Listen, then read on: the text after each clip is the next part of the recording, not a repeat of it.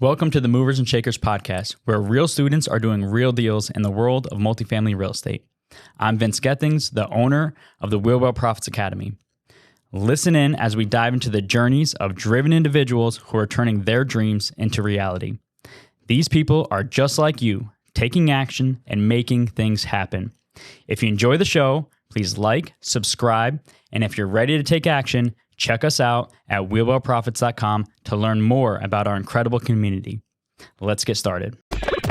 This is Movers and Shakers, where we interview the upcoming generation of make it happen multifamily investors to share their story. Welcome to the Movers and Shakers podcast. My name is Gino Barbaro, co-founder of Jake and Gino, multifamily investor, educator, father, mentor, and I'm joined by my co-host, my brosif, Josh Rusin, Community Director of Jake and Gino. Mr. Rusin, how we doing? Gino, doing well today, my man. Just excited about all the deals popping off in the community and actually highlighting those that are making it happen at a high level. Speaking of which, today we have a very special guest. We're featuring Geoff Stuhr. A little bit about Geoff. So based out of Wisconsin, he's a real estate investor, started his career 5 years ago by buying duplexes and initially had a goal of buying one property per year. And for the first 3 years, that's exactly what he did. Since then, he discovered the power of partnering and the force multipliers in real estate and looked to scale up in multifamily.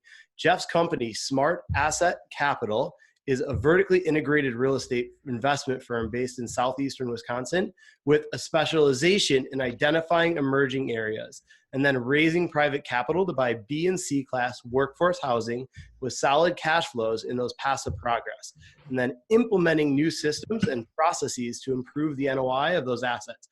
As of June 2019, Geoff currently owns 3 duplexes, 2 condos, a 34-unit apartment building, and is a key partner of an 89-unit apartment complex, which he syndicated. Wow. Welcome, Geoff. Thanks so much for having me, guys. It's I kind of got chills when you read that off. I had to pinch myself a little bit there and think about it. It's crazy what can happen over the course of 3, 6, 12 months. Yeah, speaking of, let's start with that. Where did the initial idea of buying the duplex a year come from, and why real estate? How did you even get into this arena? Yeah. Well, I mean, I've always been really ambitious. I think the thought of investing in anything and then investing in real estate came from, I didn't want to be just dependent. I've always worked for big companies and, I've seen people be at the mercy of what can happen in a big company and a downturn and whatnot. And I always wanted to have a second flow, or I didn't want to be just dependent on one flow of income, right? That everybody talks about, increasing the streams of income. So, I think it starts from there. I owe a lot of my real estate career investing credit to a buddy of mine and a partner of mine, Adam. I'll talk about him a little bit, but a friend of mine, Adam McCarthy, who owns Smart Asset Realty and the management company, was investing in real estate a couple years before me, and he was doing really well. And I was paying attention to that, and I said, "Hey, I got some money here. I want to invest in a duplex here." And then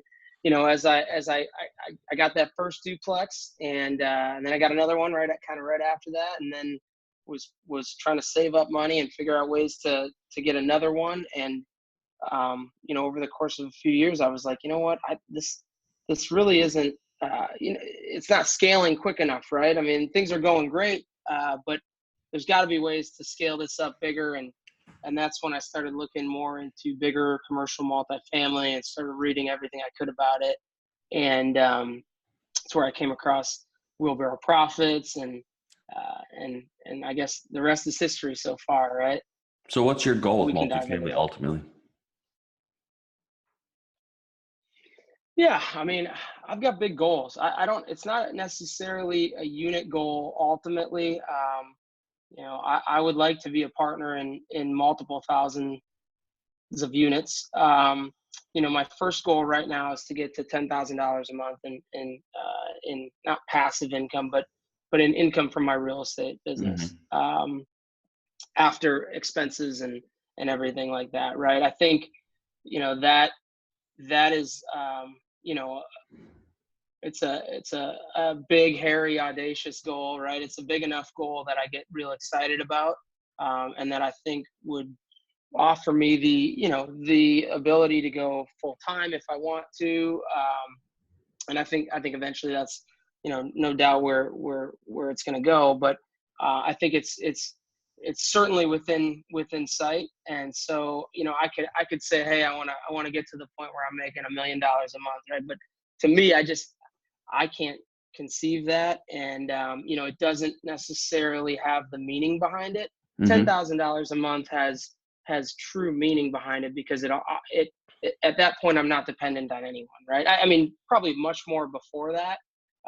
But at that point, I could still live a fantastic lifestyle, be able to provide for future family, and, and just be running a real estate business, right? But then at that, everybody around me kind of jokes that at that point, because I let everybody know about my goals, right? And, everybody around me jokes that I'll probably just set another goal at that point, right? Then it'll be like, okay, how do I get to 30 or 40 or something thousand a month? But That's it's good. crazy even thinking about talking about that. Yeah, that's what you want. So how did the Jake and Gino community help you to go from duplexes to, I guess, the 34 unit and now to the KP and the over 80 unit property? What were the golden nuggets or the light bulbs that went off when you joined the academy? Well, you guys, I mean, I'm the biggest fan, and you guys are just fantastic. I'm a huge advocate. I run a real estate meetup group, and I tell everybody about you guys. So there's actually a couple members in the group. The nuggets that I've gotten, I mean, I would boil it down to 3. I think accountability, right? I'm in an accountability pod. I'm so busy. We're all so busy that it's tough if you don't have a structured system for accountability to kind of follow up on those goals. And not that I get to every single thing that I say I'm going to be accountable for, but even just having that in the back of my mind holds you more accountable to make some more phone calls to potential sellers, or to network more and to push myself to do more of the hard stuff. So accountability is a big one. The systems, you guys talk a lot about systems.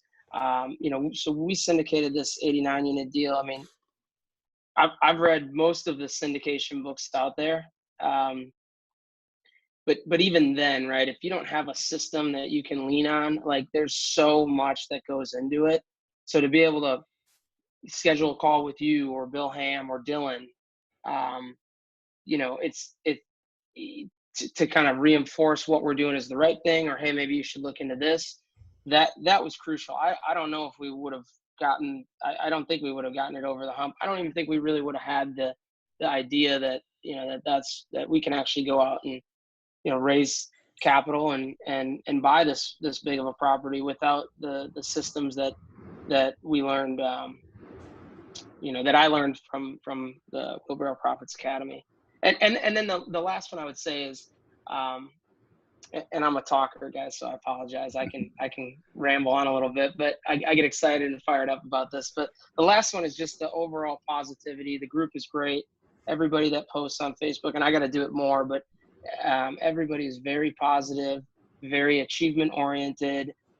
Everybody is, pushing each other to rise up and be, as best they can be. And everyone's very helpful. So it's that positive culture. It's the accountability, to follow through on what you say you're going to do. And then it's the systems that are in place that we can kind of plug into. So what was the challenges with this 89 unit property that you guys ultimately closed on? What were the big, wow, how do I get over this hump? Man, there was a lot of them. I can, when Chapman's listening to this one, he's going to be laughing too, but there was a lot of them. I actually, so the deal was under contract. I had looked at it sort of before even being involved in the community. And then somebody else put it under contract. that that deal didn't work out. It was something with a 1031 exchange, and not exactly sure what happened, but and I was on a ski trip in Lake Tahoe and got a call that it was coming back on the market. I was like the first one, right? I was following up with the broker and following up with him, and just trying to be a good guy to him and network and build a relationship. And he called me and said it's back on the market. And so, we went and looked at it again. We walked through it. We did a really heavy due diligence and put in an offer, and we were negotiating. And I sent the deal out to potential investors that I knew. And one of them went and put it under contract, literally took our underwriting and put it under contract for about 100,000 more than what we were offering. And he had the inside track on all the intel and everything like that. And then so that was one hurdle, right? And a lesson learned. And I think Bill Hamm in the Buy Right Boot Camp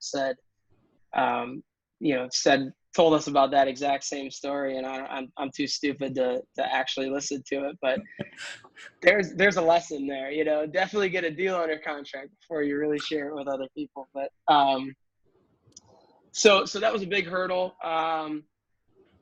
There was a number of different, eventually that didn't work out. He wanted to partner with us, and we ended up getting the deal back. And, it was, I mean, what a learning experience the whole thing has been. But another hurdle, the property towards the end of the seller owning it, you think about it, right? They've had this property under contract 3 times in the last 6 or 8 months, right? And the management team, and this is a very sophisticated group. They own a couple thousand units up here in the Midwest, and they've done a great job with the property. And that's one of the things that I've liked, and I'll talk through that. But I mean, any business, right? I think if the employees there know that the that the business is going to be sold, things can get a little bit lax. And so, as we looked at the T12, we knew, and not even the T12, but the last, the trailing 36 months, right? The last 3 years, the property was trending in great shape. It already had some great systems in there. But towards the last 6 months of it, especially after being under contract a couple of different times, it started to, vacancy started to go up, and, collections went down a little bit. And the property just wasn't being ran necessarily quite as good. And that made financing a little bit more of a challenge. So there was multiple hurdles with that, and multiple late night calls with Chapman and Dylan, and and then there was hurdles with raising capital, right? I mean, What's the golden nugget? Yeah, what's the golden nuggets about raising capital? What did you learn about raising capital? Give me 1 or 2 things that, wow, I wish I had done that differently. I wish we would have done, and on the next ones we'll have a higher minimum, $50K minimum. That was a big one. I think we spent a lot of time with people at the 25K mark, and even below that made some concessions. And that was ultimately a lot of our time, but didn't make a big dent in the raise, right? Yep. And so there was that. I think if I'm as I think about it, I don't think we pushed people enough. I think we were a little bit lax until it was time, like, we actually got to get this done, right? And then we started to push people, and we weren't very pushy or pressuring anyone because it was a good deal. And ultimately, it was oversubscribed, and we had, a number of investors to the tune of, $100,000 each that wanted to come in, and they're pushing us to get the next one and whatnot. But, I think had we have had a higher minimum and pushed people along quicker and set like a date, like here's when we're going to be, when we're anticipating this raise is going to be closed. We were kind of just like, hey, look at this deal. We know that you're coming to the meetups, or you're already a real estate investor. We've known you through friends and family. So those are 2 nuggets that I would do: more urgency and like a deadline to have that mark hit, and then also to do a higher minimum amount. I like that. So what are your next steps in multifamily? Where do you see yourself going? Are you going to go bigger than 89? Are you going to syndicate your next deal? So what are you looking to do next? Yeah. So Smart Asset Capital is the syndication arm Adam's got Smart Asset Realty, which is a brokerage. He started that, and then he started Smart Asset Management. And Adam's he's a beast. He's in this area. He started that as a way to help passive investors invest in real estate. And so it'd be like me, a client of his, go out and buy a duplex, and he would manage the duplex for us, right? Mm-hmm. So we're trying to grow Smart Asset Capital. They've currently got, they're over 1,100 units of management, including the 28 West, the 89 unit one. We want to grow Smart Asset Capital and do, and are continually looking to find people in our network that want to be involved in it. We've got investors that want to jump into our next deal and are pushing us, hey, when are you going to get the next one? We're open to partnering with other syndicators or capital raisers, as co-GPs. We looked at a 142 unit deal last week. We're actively trying to grow the meetup, trying to grow our network and investor base, and trying to find more deals. We want to go bigger, and try to find the best deals possible. So before we go to the short answer question, give me a couple of tips on how you cultivate investors and how you've gotten people to come on board and say, hey, I want to go to the next one. Like, let's say a meetup, or, what are you doing right now? Yeah. So I think it's breaking it down into multiple, small steps, right? Like a certain amount of Facebook posts a week, a certain amount of Instagram posts per week, or on your story, finding people that want to come to these meetups, and then staying in touch with them and continuing to blast emails to that group, and just networking in any way we can. And we track the number of people that come to the meetups. It's been tougher in the summer. We haven't had, actually our June meetup is in 2 days, and we're anticipating that it's not going to be quite as big, because it's summer in Wisconsin. You got to compete with the lakes, and you got to compete with people actually finally getting to go outside. So weather it can be a little bit challenging, but weather sucks for 9 months of the year. What do you expect? You know what I mean? It's not like Florida where you walk outside and it's 80 degrees every day. You guys got negative 30 polar vortexes in the winter. Nobody's doing anything then. So that's the funny thing. So maybe you guys go out in the lake and hang out in the lake and get in a boat and do a meetup in a boat. You know what I'm saying? Maybe get a little charter out there and hang out and do a meetup out there. So, got to be creative. I love it. Right?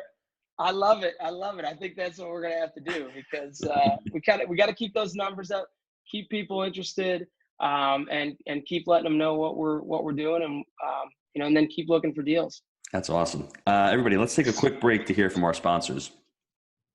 Gino, I know a lot of our listeners are wanting to take their multifamily investing business to the next level. I know that you've been hard at work helping Jake and Gino students do just that using our framework. Can you explain to the listeners how they can get our help? Guys, we've been hard at work growing our community of like-minded investors, and the results of our members has been nothing short of incredible. We're looking to grow this amazing group. What we're looking for is those who want to follow our proprietary framework that we've created: buy right, manage right, and finance right. Leverage our connections, education, and mentorship as ways to take your business to the next level. So if you're interested in finding out more about how you can become a part of our amazing community, apply to work with us at jakeandgino.com/apply. Okay, Geoff, so great story so far, man. I love the fact that you took the plunge, been scaling up, and I got some short answer questions here for you. So what is your favorite book that you've read, and why? Oh man, favorite book. I was thinking, it's tough. As I look, I was thinking about that last night and over, a while. I mean, I have so many favorite real estate books and favorite different business books. I think I'm gonna have to go. I think I got to go Grant Cardone, the 10X Rule. I should have prepared more for this one. I love most of Grant's stuff.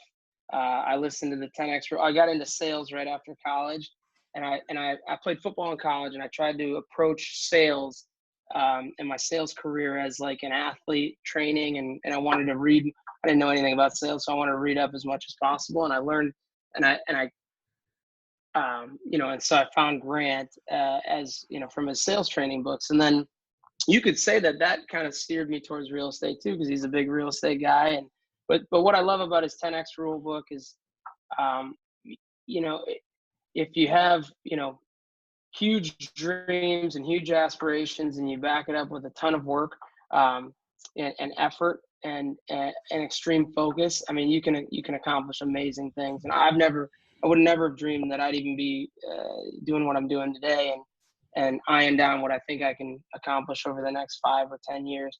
And I think part of that is thinking about what he talks about in his book.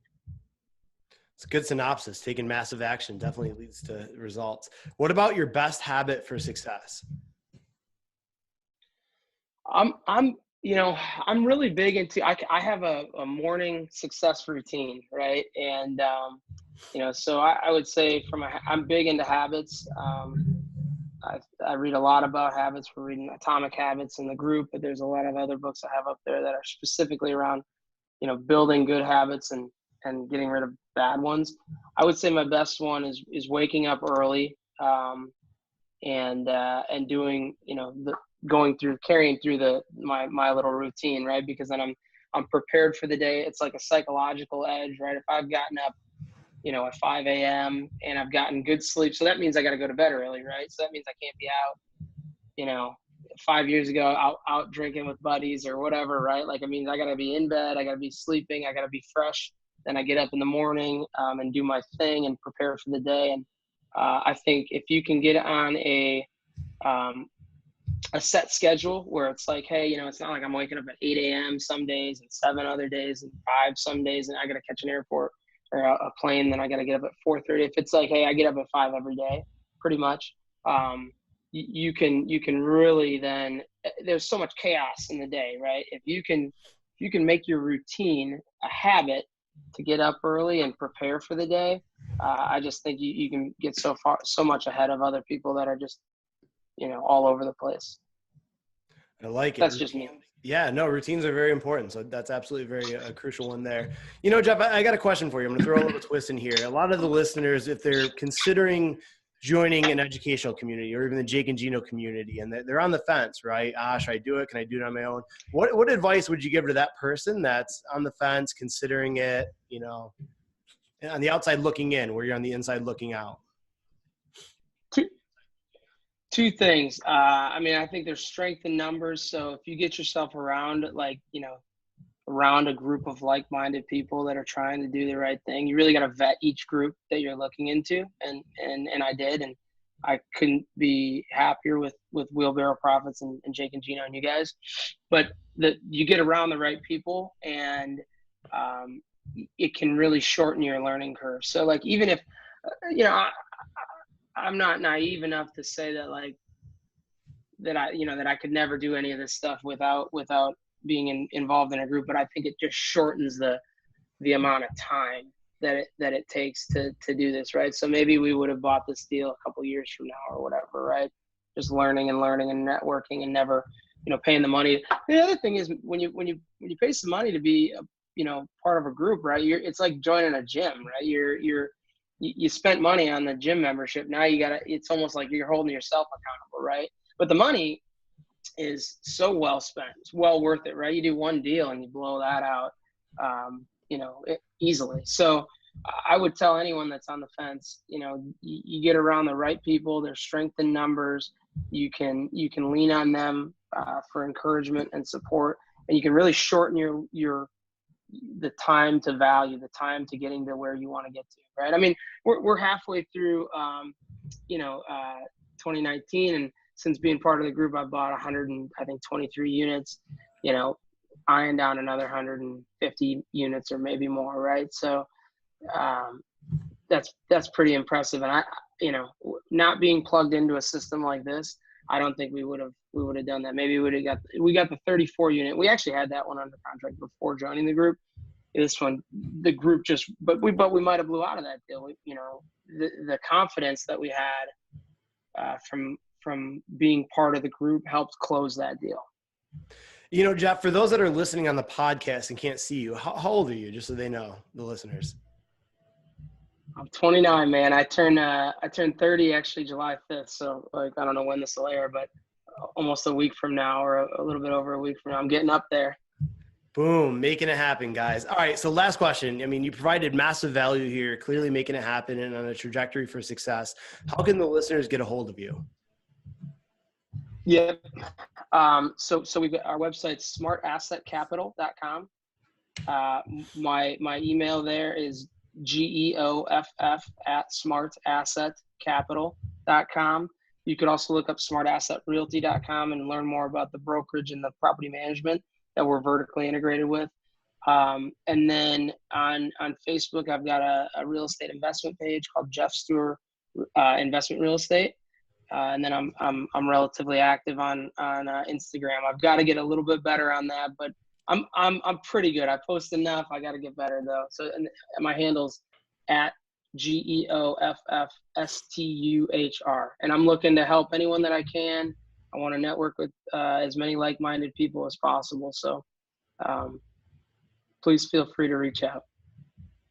Making it happen. Guys, I want to thank Geoff for being an amazing guest on the show and sharing his Movers and Shakers story. If you want to be the next Movers and Shakers guest, email me, josh@jakeandgino.com. Now, if you like the show, please leave us a review. And until next time, let's make it a Movers and Shakers week. Thanks, guys. Thanks, Geoff. Thanks, guys. Thanks so much.